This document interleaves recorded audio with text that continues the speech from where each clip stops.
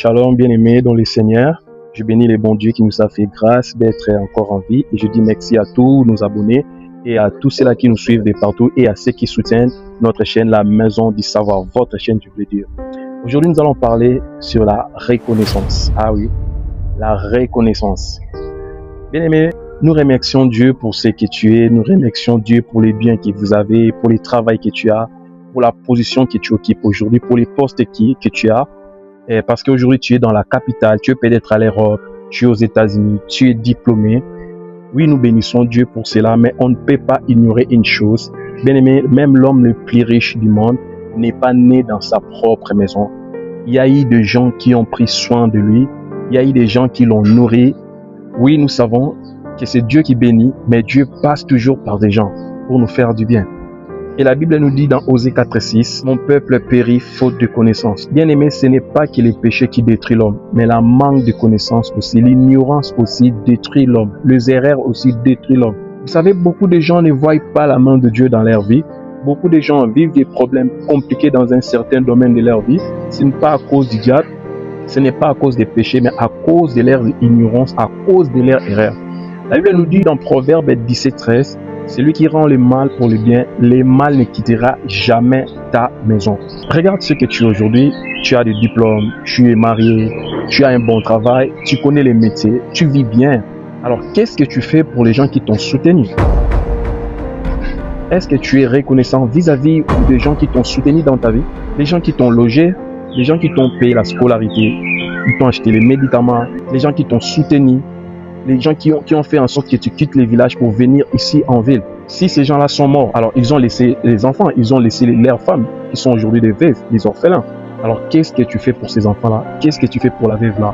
La personne que tu appelais mon ami pire, la personne que tu appelais Ndekonangaï, bras droit, la personne là est décédée, la personne qui t'a tant aidé dans ta vie est décédé, il a laissé les enfants. Et qu'est-ce que tu fais pour ces enfants-là? Vous savez, dans la Bible, les rois des temps anciens avaient toujours l'habitude d'avoir des livres de souvenirs pour se souvenir de tous les bienfaits qu'on a fait à leur égard. Et même Jésus qui n'oublie pas a un livre de souvenirs pour se souvenir de tes bienfaits et puis te payer en bien en retour. Pourquoi? Parce qu'il y a des catégories de personnes dont tu dois la reconnaissance, soit de ta famille ou pas. Il y a des personnes, quand ils pleurent, quand ils manquent pendant que toi tu as, et puis tu ne leur donnes pas. Bien aimé, leurs larmes vont se transformer en poison contre ta vie. Bien aimé, si quelqu'un t'a aidé, même s'il est sorcier, aide-les avec sa sorcellerie.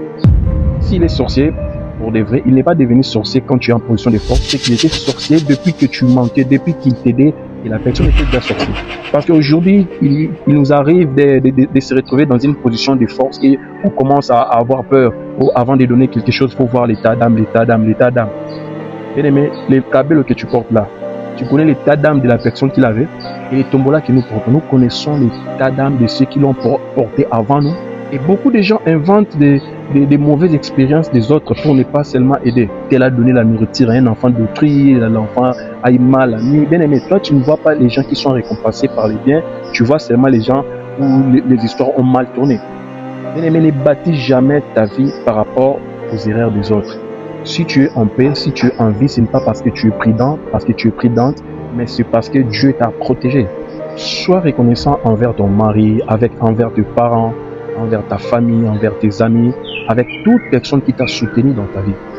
Et moi, je dis aussi aux femmes, laissez vos maris aider leur famille. Laissez aussi vos maris aider leurs enfants qu'ils ont eu hors mariage. Les enfants sont des innocents. S'il te plaît, maman, aujourd'hui, si tu as cet homme-là qui t'a marié, tu dois savoir que cet homme-là est sorti dans une famille qui l'ont soutenu, qui ont pris soin de lui. Comment est-ce que ton mari il doit se cacher de toi pour donner de l'argent à sa famille? C'est pas bien. Déjà, un problème. Beaucoup de gens n'aiment pas leur famille dans leur maison. Beaucoup de gens ils sont comme ça. Ils n'aiment pas les gens dans leur maison. Ils n'aiment pas les gens de sa famille et ils préfèrent les gens de leur église. Oh, ma famille, c'est l'église. Bien aimé, tu te trompes toi-même. Ta famille, c'est pas l'église. Oui, l'église, c'est la famille spirituelle, mais ta famille biologique. La Bible nous dit dans 1 Timothée 5:8, celui qui ne prend pas soin de sa famille est plus qu'un infidèle. Tu sais qu'on peut choisir un ami, mais la famille, on ne choisit pas. La famille est sacrée. La famille est sacrée. Pourquoi cette grande différence de vie entre toi et tes parents? Toi, tu vis en ville, tu vis bien. Pourquoi cette grande différence entre toi et les membres de ta famille? Toi, tu es patron. Tu es patron, alors ta famille galère. Tes parents vivent au fin fond avec de quelles conditions? Vous savez, beaucoup de gens ne sont pas maudits par l'ennemi, par les diables, mais à cause de leurs propres fautes. C'est quand la dernière fois que tu as donné cadeau à tes parents? C'est quand la dernière fois que tu as visité la personne qui t'a logé? Les gens qui t'ont fait du bien dans ta vie, toi. Si Dieu t'a béni, ne pense pas que les autres sont maudits. Ce n'est que ton temps. Sois humble. Parce que tu risques de négliger quelqu'un qui sera béni 1000 fois plus que toi. Alors soyons humbles. Il faut voir comment les enfants des riches malmènent, négligent les gens de la famille dans leur maison. Tu peux avoir 45 ans, 50 ans, mais quand tu vas chez les riches chercher l'argent, c'est pas parfois les riches qui te torturent, mais c'est leurs enfants. Parfois, vous savez, les parents, il faut relater à vos enfants. Parfois, l'oncle là que vous négligez, c'est lui qui a pris votre père du village pour l'amener ici en ville. C'est lui qui a logé votre père. Aujourd'hui, là, il n'a plus rien et vous commencez à rigoler. Vous savez, l'une des choses qui a fait que les enfants d'Israël puissent souffrir à l'Égypte, c'est que les rois qui étaient à l'époque de Moïse ne connaissaient pas Joseph. Ils ne connaissaient pas l'histoire. Parfois, il faut relater à vos enfants l'histoire de votre vie. Parce qu'ils risquent de négliger quelqu'un qui t'a beaucoup aidé dans ta vie. Et cela ne va pas t'attirer des bénédictions. Mon frère, ma soeur, pendant que tu souffres, fais une liste des souvenirs. Pour se souvenir des gens qui t'ont aidé, les gens qui t'ont aimé pour de vrai, les gens qui t'ont considéré, les gens qui t'ont respecté pendant que tu n'avais rien, les gens qui t'ont épaulé. Vous savez, les succès troublent, les succès amènent les faux amis. Comment Dieu qui n'oublie pas a une liste de souvenirs? Et toi qui oublies, tu n'as pas de liste. Il y a des gens qui vont mériter ta récompense. Il y a des gens qui vont mériter ta reconnaissance. Des gens, si tu oublies, c'est bien fait. Tu n'iras pas loin dans ta vie. Il y aura toujours un domaine de ta vie où tu seras bloqué. Pourquoi? Parce que tu es irreconnaissant. Et si tu as aidé les gens et ces gens-là ont préféré d'être irreconnaissants, bien aimé, on ne fait pas du bien pour les gens, on fait du bien pour Dieu. Si les gens ne sont pas reconnaissants, Dieu finira par te payer. Alors n'arrête pas à faire du bien. Pourquoi? Parce que les gens ne sont pas reconnaissants. Non, Dieu peut te payer d'une manière à une autre. Et ceci est un terme de réflexion qui va nous aider à corriger nos erreurs, Si nous souffrons, parfois même Dieu regrette. Il y a des personnes qui ne méritent pas de souffrir. Il y a des personnes qui ne méritent pas de pleurer. Ils ont tellement aidé les gens. Ils se sont tellement investis dans la vie des gens. Et regardez aujourd'hui. Aujourd'hui, nous vivons dans chacun à son chacun. Je pense que nous sommes arrivés à la fin.